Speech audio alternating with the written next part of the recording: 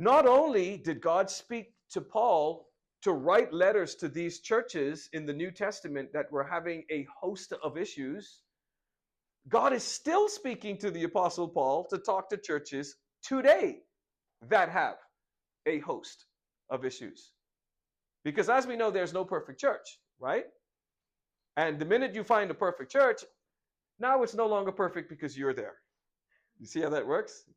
So there's no perfect church because we're human and we're broken and we fail and we falter, and that's just the way it is, right? So we found out that Paul had to write to this church because there were some very concerning things going on. Now, let me just say this as well. I want to preface this also. Any church that refuses to recognize that there are messes within its walls is an irresponsible church.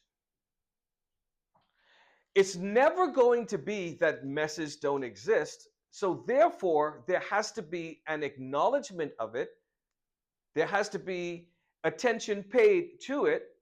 And there has to be, in some ways, a resolution of it. Right? We cannot stick our heads in the sand and go, that's too difficult to deal with.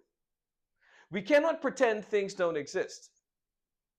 We cannot shut a blind eye to things that are obvious that are going on. Otherwise, here's the thing, God's going to hold the leaders accountable for the sin. We're not accountable because we did the sin, but we're accountable for, remember we talked about this on Wednesday, for tolerating the sin. Remember we go back to Revelation chapter 2. Jesus is speaking to the church in Thyatira, and what is he saying to them?